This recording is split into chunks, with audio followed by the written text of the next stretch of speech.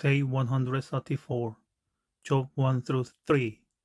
Satan attacks Job's character and health. Chapter 1. Job and his family in Uz. Satan attacks Job's character. Job loses his property and children. 2. Satan attacks Job's health. Job's 3 friends. 3. Job deplores his birth. Job, a godly and wealthy resident of Uz, watches helpless as his life of health, blessings, and prosperity collapse around him.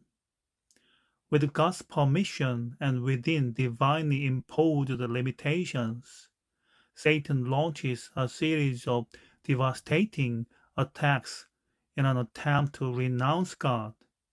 In the midst of trials, Job's faith in God shines brightly.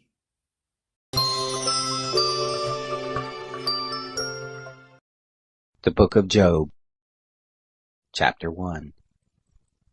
There was a man in the land of Uz, whose name was Job. That man was blameless and upright, and one who feared God, and turned away from evil. There were born to him 7 sons and 3 daughters. His possessions also were 7,000 sheep, 3,000 camels, 500 yoke of oxen, 500 she-donkeys, and a very great household, so that this man was the greatest of all the children of the East. His sons went and held a feast in the house of each one on his birthday, and they sent and called for their 3 sisters to eat and to drink with them. It was so, when the days of their feasting had run their course, that Job sent and sanctified them, and rose up early in the morning, and offered burnt offerings according to the number of them all. For Job said, "It may be that my sons have sinned, and renounced God in their hearts." Thus Job did continually. Now it happened on the day when the sons of God came to present themselves before the Lord, that Satan also came among them. The Lord said to Satan, "Where have you come from?" Then Satan answered the Lord and said, "From going back and forth in the earth, and from walking up and down in it." The Lord said to Satan, "Have you considered my servant Job? For there is none like him in all the earth, a blameless and an upright man, one who fears God, and turns away from evil." Then Satan answered the Lord and said, "Does Job fear God for nothing?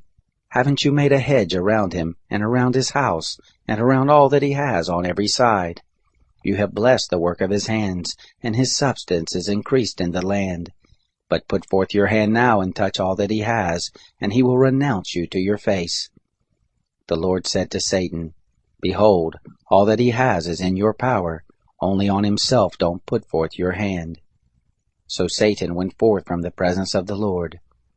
It fell on a day when his sons and his daughters were eating and drinking wine in their eldest brother's house, that there came a messenger to Job and said, "The oxen were plowing and the donkeys feeding beside them, and the Sabaeans attacked and took them away. Yes, they have killed the servants with the edge of the sword, and I alone have escaped to tell you." While he was still speaking, there also came another and said, "The fire of God has fallen from the sky, and has burned up the sheep and the servants, and consumed them, and I alone have escaped to tell you."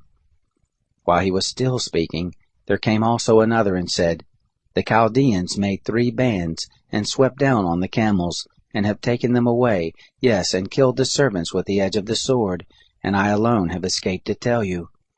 While he was still speaking, there came also another and said, "Your sons and your daughters were eating and drinking wine in their eldest brother's house, and behold, there came a great wind from the wilderness, and struck the 4 corners of the house, and it fell on the young men, and they are dead.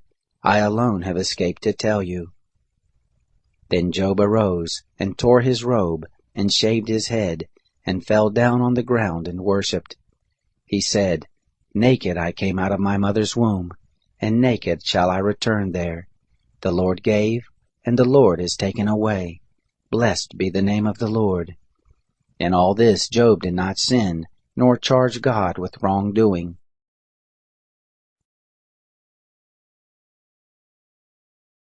Chapter 2. Again it happened on the day when the sons of God came to present themselves before the Lord, that Satan came also among them to present himself before the Lord. The Lord said to Satan, "Where have you come from?" Satan answered the Lord and said, "From going back and forth in the earth, and from walking up and down in it." The Lord said to Satan, "Have you considered my servant Job?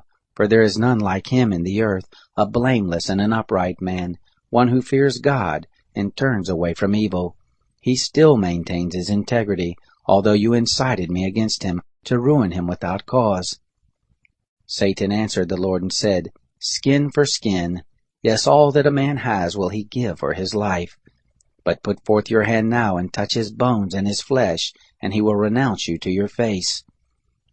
The Lord said to Satan, "Behold, he is in your hands, only spare his life."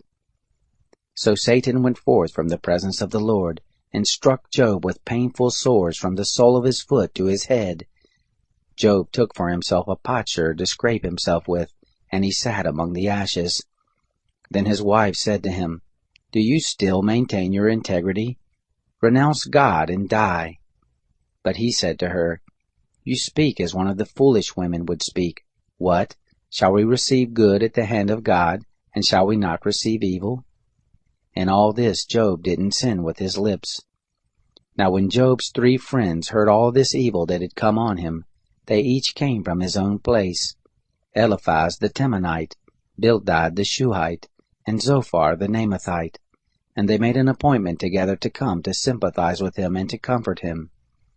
When they lifted up their eyes from a distance and didn't recognize him, they raised their voices and wept, and they each tore his robe and sprinkled dust on their heads toward the sky.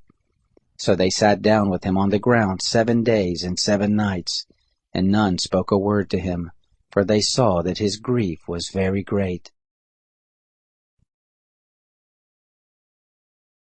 Chapter 3. After this, Job opened his mouth, and cursed the day of his birth. Job answered, "Let the day perish in which I was born, the night which said, There is a man-child conceived. Let that day be darkness. Don't let God from above seek for it, neither let the light shine on it. Let darkness and the shadow of death claim it for their own. Let a cloud dwell on it. Let all that makes black the day terrify it. As for that night, let thick darkness seize on it. Let it not rejoice among the days of the year. Let it not come into the number of the months. Behold, let that night be barren. Let no joyful voice come therein. Let them curse it, who curse the day, who are ready to rouse up Leviathan. Let the stars of the twilight of it be dark. Let it look for light, but have none. Neither let it see the eyelids of the morning. Because it didn't shut up the doors of my mother's womb, nor did it hide trouble from my eyes. Why didn't I die from the womb? Why didn't I give up the spirit when my mother bore me? Why did the knees receive me, or why the breast that I should suck? For now should I have lain down and been quiet. I should have slept, then I would have been at rest, with kings and counselors of the earth, who built up waste places for themselves, or with princes who had gold, who filled their houses with silver. Or as a hidden, untimely birth I had not been, as infants who never saw light. There the wicked cease from troubling, there the weary are at rest. There the prisoners are at ease together, they don't hear the voice of the taskmaster. The small and the great are there, the servant is free from his master. Why is light given to him who is in misery, life to the bitter in soul, who long for death but it doesn't come, who dig for it more than hidden treasures, who rejoice exceedingly and are glad when they can find the grave? Why is light given to a man whose way is hid, whom God has hedged in? For my sighing comes before I eat, my groanings are poured out like water. For the thing which I fear comes on me, that of which I am afraid comes to me. I am not at ease, neither am I quiet, neither have I rest, but trouble comes.